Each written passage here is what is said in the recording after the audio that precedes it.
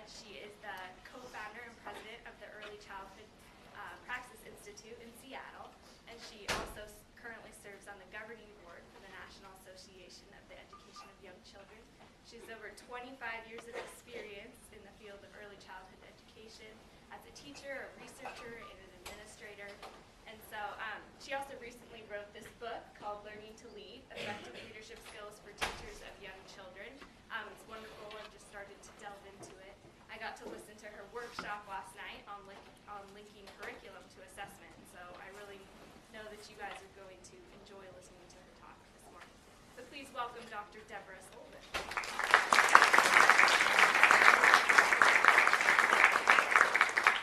Good morning. I really have enjoyed my time here. I got here yesterday afternoon, and I'm leaving this afternoon. And but I got to at least see stuff when I was driven from one spot to the next. But I got to see the campus, which is really nice. I love college campuses. And it makes me actually think a little bit about team building and creating the village, and what is the character or the personality of a community that you create. So this morning, what time is the class open? 10:45. 10:40. So what time do you want me to stop? I think you had some. We'll give them at least 5 minutes or 10:40. Okay, 10:40 sounds good. Okay. So I want to tell you a story. And, oh, do you need me to not move around so much, Deborah? I move around a lot. Okay. The table is fine. Huh? The table area is fine. The table area is fine. Okay, Yes. great.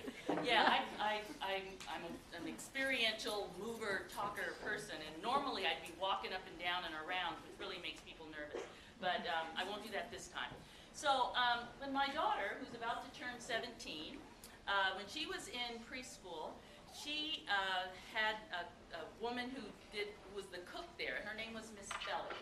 So my daughter's about 3 years old, and 4 years old, and Miss Belly would cook lunch every day. She didn't do the snack, but she did cook lunch.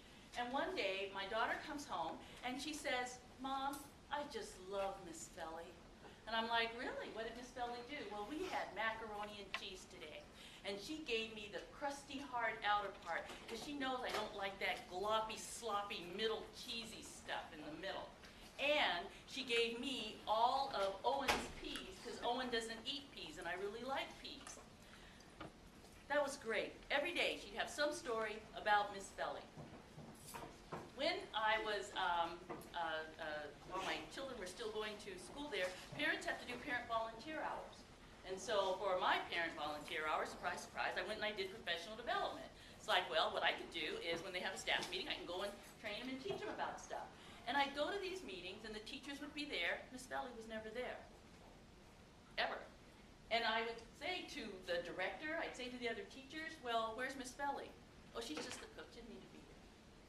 I would ask Miss Belly, "Well, don't you want to come when I do?" "Oh, I'm just the cook. I don't need to be there." My daughter didn't think she was just the cook.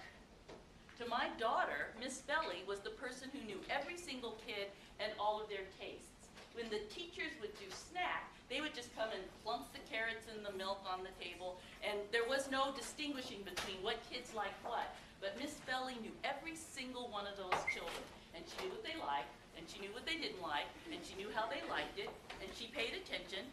And to my daughter, she was just another one of the grown-ups whose job it was to take care of her. So when I think about creating the village, what I think about is how often we don't necessarily see ourselves as all responsible for what happens in that village. Sometimes we see ourselves as having a role, and I come over here and I do this, but I don't have to worry about what's happening over there. Creating a village means you actually have to know the people who are there, what they do, and what they contribute. So I'm going to give you an opportunity to think about your village. This is a village, not that you live in, but a village that you are going to create, because you get to have whatever village you want. How many of you grew up in this area? How many of you are like from Seattle? Where are the rest of you from? Boise area? How many? How many of you are from somewhere way far away? Where from? Milwaukee? Taiwan? Alaska? Alaska? Alaska. So all of you, many of you have grown up in different places, and you're from different places, and now you're all here. So those of you who are from larger cities, this might seem small. Those of you who might I work on the governing board with a man named Thomas Brock. He's on the NAUIC governing board. He's from Antioch, Alaska, population maybe 500. Very small town. He's the principal of the school. He's the kindergarten teacher. He's a firefighter.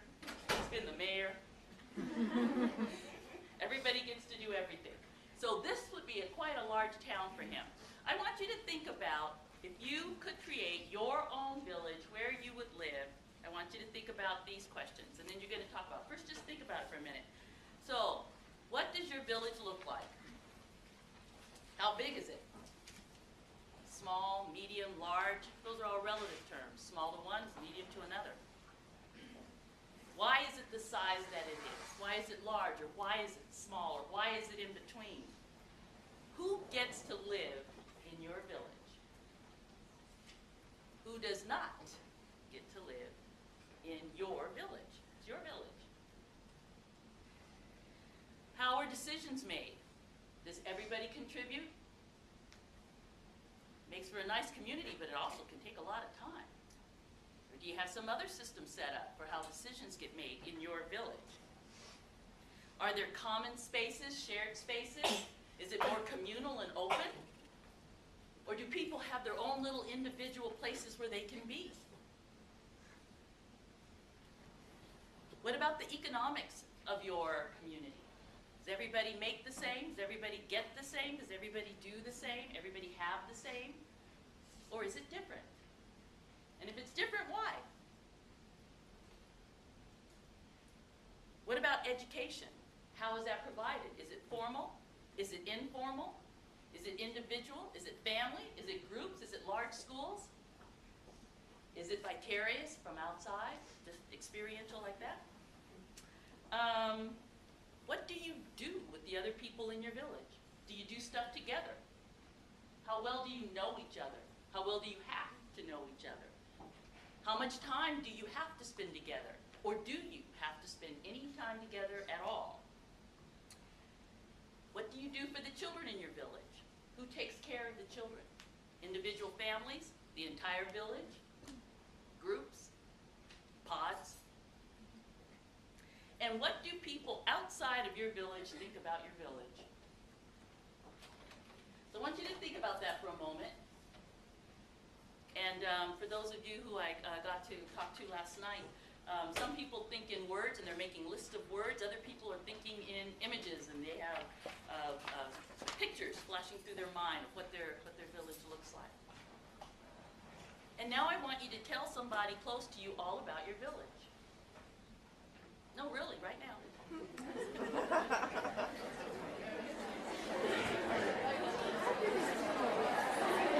It's about 30, close to 30,000, 28. It might be over 30 now. Yeah, it's a good size. I don't like them any bigger than like Hospital Juno sort of size. It's small enough that you know a lot of people, but big enough that you have some anonymity and privacy.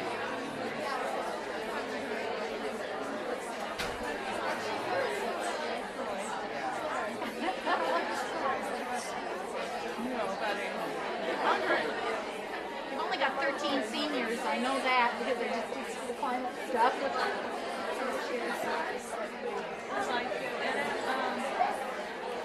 could have had our own village about 5 miles out.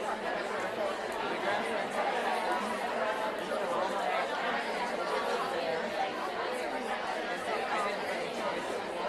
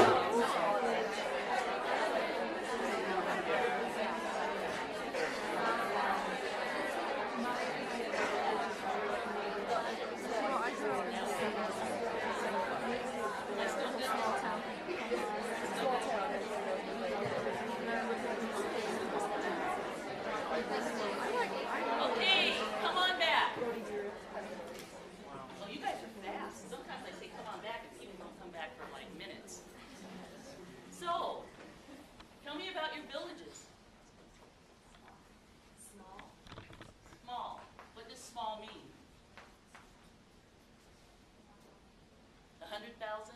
500? 1,000? What is small? Give me a number, any number. 500. That's teeny. What else is the village? Your villages? A commune. What else? Diversity. What does that mean?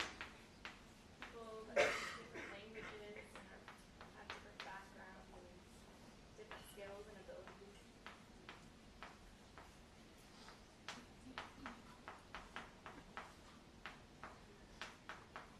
What else? A lot of parks. A lot of parks. Anybody else have a lot of buildings?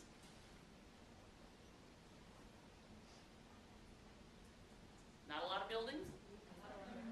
Not a lot of buildings. So besides parks, are there any other outdoor open spaces? Bodies of water? I heard something else out there. What was that?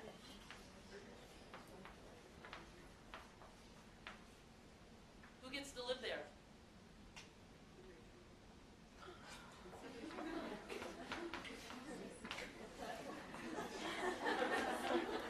Who else gets to live there? Who else gets to live there?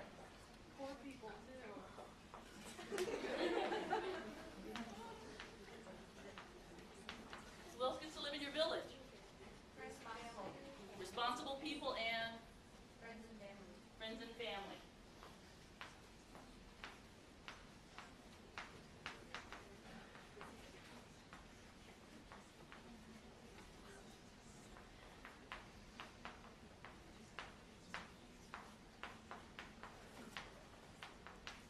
Who does not get to live there?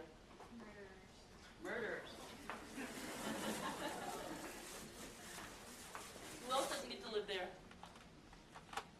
People who aren't eco-friendly, the choppers and the diggers. The choppers and the Diggers. diggers.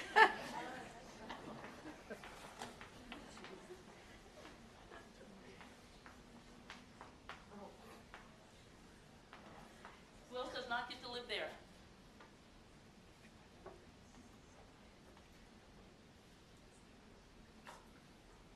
Did anybody say everybody gets to live there? The selfish. The selfish do not get to live there.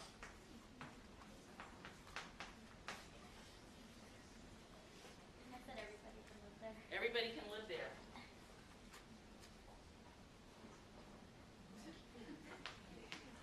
You might not be able to see, but that's okay.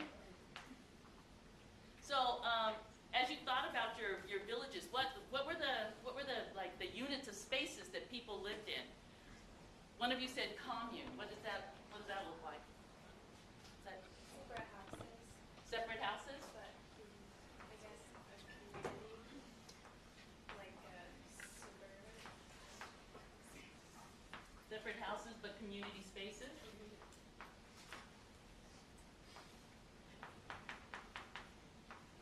Anybody else have something different?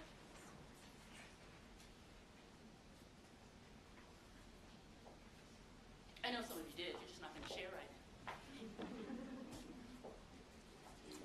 What different spaces? What did people do together? Do people do stuff together? Does everyone lead their own life? Dancing? What kind of dancing? Well, the reason why I ask because there's dating dancing, and then there's folk dancing. Swing dancing.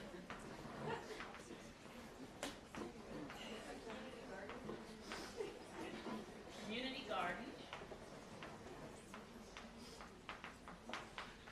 What about the kids? Sports? Playgrounds?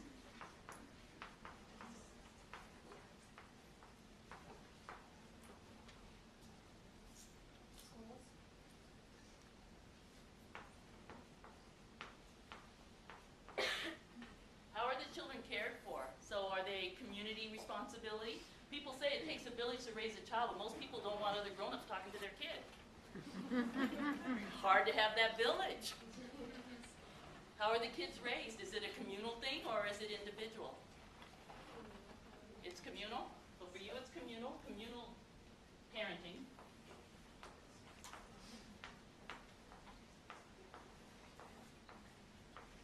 Anybody else have a different idea? Families? Parenting?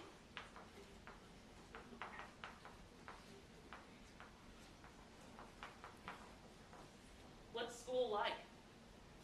Is it open, experiential, find yourself, explore the world, create your own environment? Or there are certain things you need to know, we've got a lot to cover, you've got to be prepared to go out there. What's the school like? What is the school? It's what? Depends on the age, so it could be one or the other. Could be both. I would say you kind of need a balance of the two things.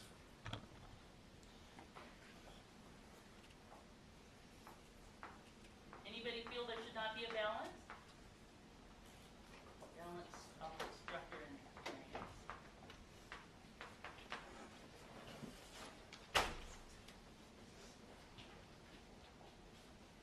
When you look at this list up here, these are the villages that you as individuals see in your mind, would like to create, would love to live in, would love to raise your children in. You are all here. This village, or if we expand it to the University of Idaho, is the village that you have created. But you all have different ideas of what that should look like. So when I think about team building and I think about creating the village, part of what happens is that there's not necessarily a shared vision of what that village should look like. Some of you are going to go nuts in this with 500 people. Some of you are going to have to leave. Because you get over 500, some people have to go. What do you do when you want to have a small village? What do you do when you want to have a small community where everybody knows each other, but people keep coming there because they want to live in that small village? And now you've got 2,000 people.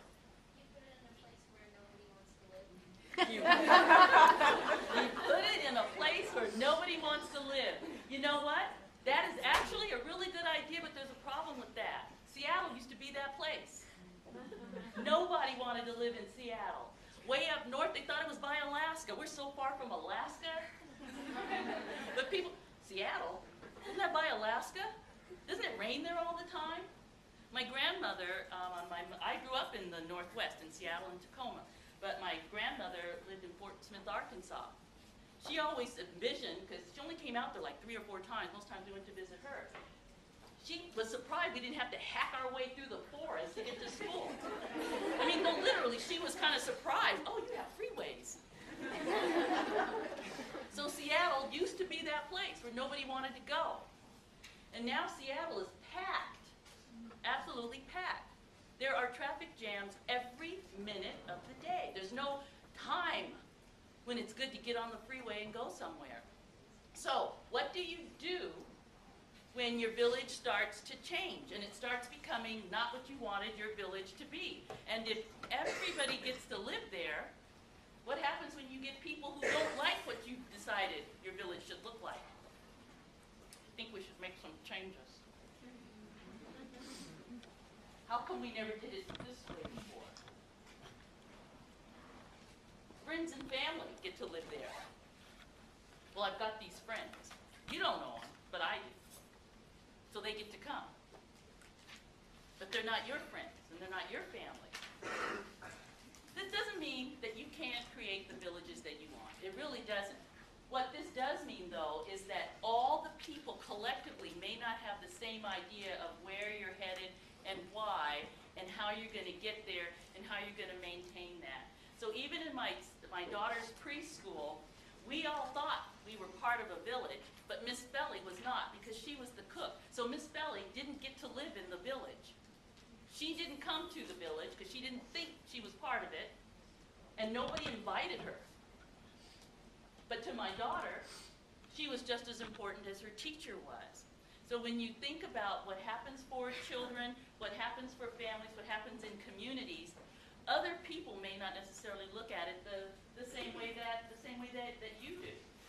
And if the things that are important to you, when you go into your workplaces, when you create your families, when you select communities, when you're in a community, if that's really important to you, you will spend a lot of time trying to recreate that. So the person who's looking for a communal space is constantly trying to figure out, even here on campus, how do we involve everybody? We need a big open space where we can all come and gather and talk. And the person who would like individual space is trying to create lines in a big open room. Now, this is my space. This space is my space. But you're both in there together trying to do that. You'll do that at work. If you really feel like only rich people can live there, or only poor people can live there, or both can live there, some people are going to be working hard to say, what are the benefits of having more resources available? And other people are going to be trying to figure out, how do we take the resources we have and help those who don't? Those things can clash. Team building and creating the village has a lot to do with what your most important values are. And that's how you start getting to what your village looks like. It has to do a lot with your values. If you really value diversity and you have a lot of language diversity, you have to figure out, how's everybody going to communicate with each other? It's great to have language diversity if everybody's willing to start learning all those languages. I'd love to live in a trilingual community. I visited one actually in Kenya. I went with a group of women and we visited preschool through college. And everybody in Kenya is trilingual. Everybody speaks their home language. Everybody has to learn English because English is the language of instruction starting in preschool. And everybody has to learn Kiswahili because it's the one African language that regardless of your African home language, everybody could then speak that too. And then if you wanted to take a foreign language, then in high school you took French. But everybody was trilingual. And that was just great. But that's the way they set it up. So if you want to have a lot of diversity, how do you incorporate that? And what does diversity mean? For some people, it's like, well, if you have a lot of language diversity, the problem is we can't all communicate, we can't all be talking about the same thing, it's going to really slow things down. So that gets back to your values. How many of you, if you think about these two values, think that efficiency is important? I think efficiency is important. How many of you think inclusion is important? Inclusion is important. They don't play well together. They don't. If you're going to be highly inclusive and you really want everybody's opinion, because don't ask me my opinion if you really don't want it. If you're going to be highly inclusive and you want everybody's thoughts and opinions and input, that's going to take some time. If I wanted to create an environment where all of you felt that your most important values were honored, there's a lot of people in this room. That could take some time. Or I could just start making a list, select you guys to narrow it down to a smaller list, and then we can present it to the group and say, well, this was more efficient because it didn't take as much time. But then some of you over here are thinking, I don't see myself up there. And you'd say, yeah, you're right here. Yeah, but I said this. Yeah, but that means the same as that. So efficiency and inclusion often don't play well together. So in creating the village, I want you to think about the two values that were really important as you were growing up. And they're two different values. One that was so important that you carry it with you to this day. One that was really important that you couldn't wait to get away from. My father was in the military.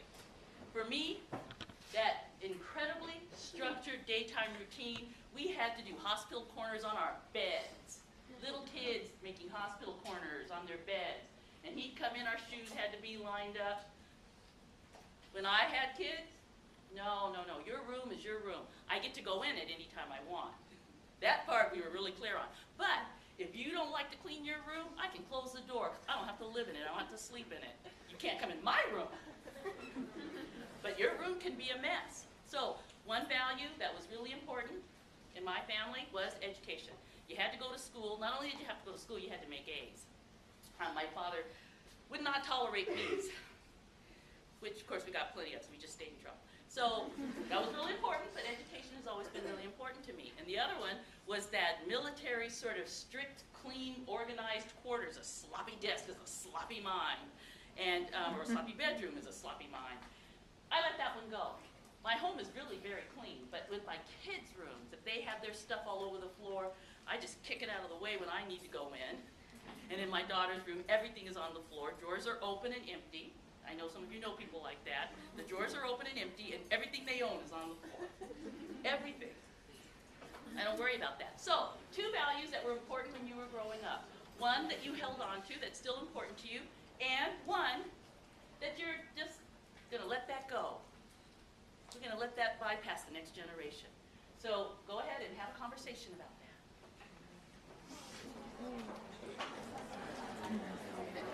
The lots I have on here are kind of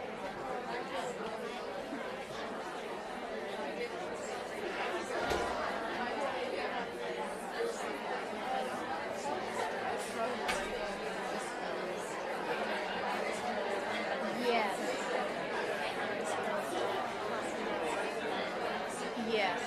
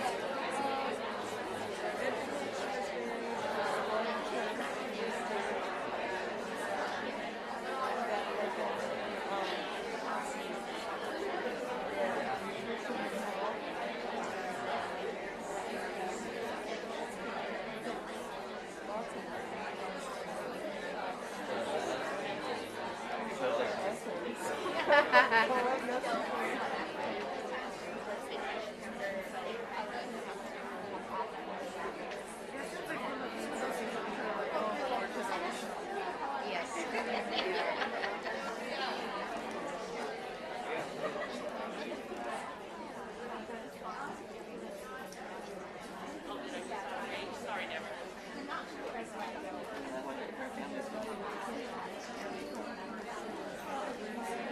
Okay, come on back. So what were some of the yeses? What were some of the ones that were real important that you want to hang on to? Family values.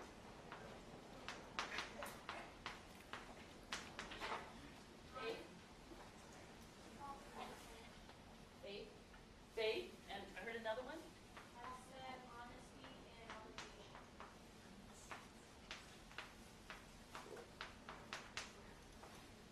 Obligation.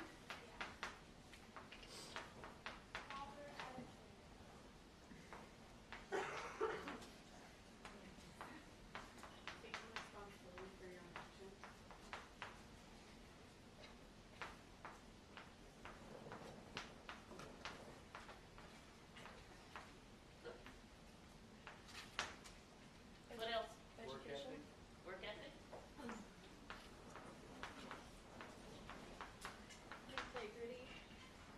Integrity.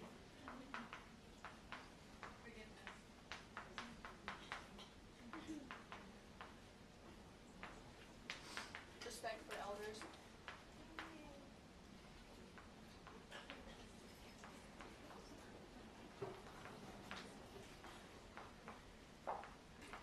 What about some that you're letting go? Strictness.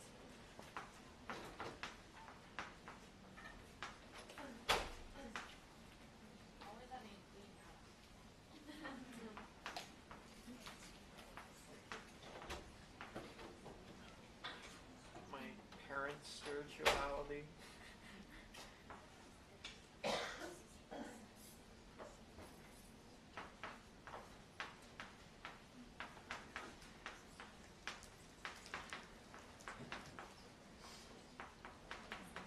What else? Having to do with sport.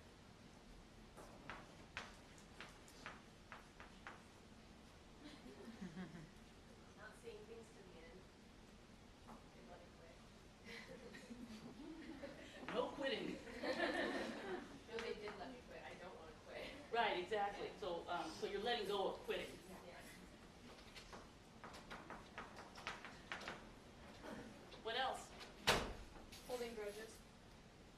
grudges.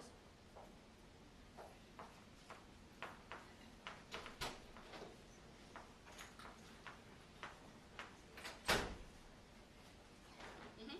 Unachievable standards. That's always hard. You know my dad.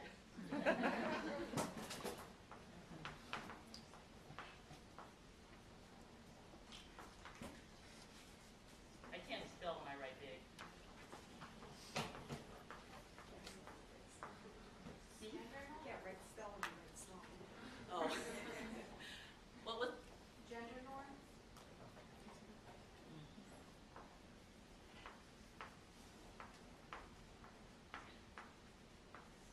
one more? Not arguing. Not arguing and Spanking. spanking. So you're giving up not arguing. Right.